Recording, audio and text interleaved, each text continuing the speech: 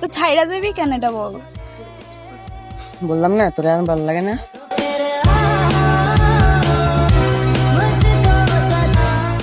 জান তুমি ছাইরা যাবে সত্যি? হুম। তো এত আশা এত স্বপ্ন। তা আগে বলছি আগেরটা শেষ, এখন নিউ আপডেট ভার্সন। তোমাকে নিয়ে কত স্বপ্ন দেখছি তুমি জানো। আম্মুকে আমি তোমার কথা বলছি বাসায়। তাই? আচ্ছা তা বাদ দিয়ে দাও, বইলা দিও ওরে আমার মানুষ পছন্দ না, তোমার পছন্দের ছেলেকে আমি বিয়ে করব। আমি তো পারবো না তোর ছাড়তে। তা বললে তো হইব না, আমার মন যেটা চায় ওইটা করি। কি দেয়া কম আছি বল।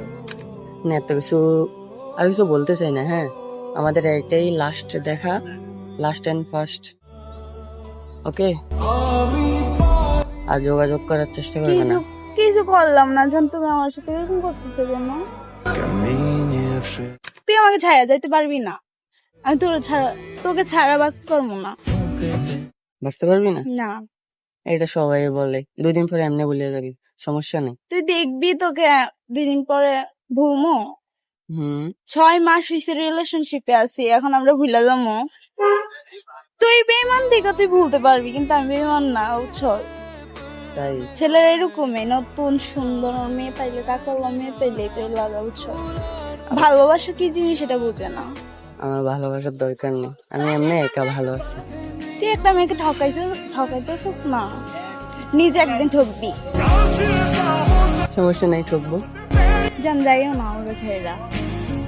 এগুলো বলে লাভ নেই। এন্ড কি করছি বললো আমাকে একটু বইলা যাও, তারপরে যাইও। কি করছি বললো? আমি তো আম্মুকে অনেক কথা বলছি, এখন তুই আমাকে না করতেছিস কেন এটা বল। আমরা রিলেশনের 1 মাস পরে আমি আম্মুকেও জানাইছি। তো তো কি বলছে আগে আগে সবকিছু জানাইতে? তুই না বলস, আমি বলছি।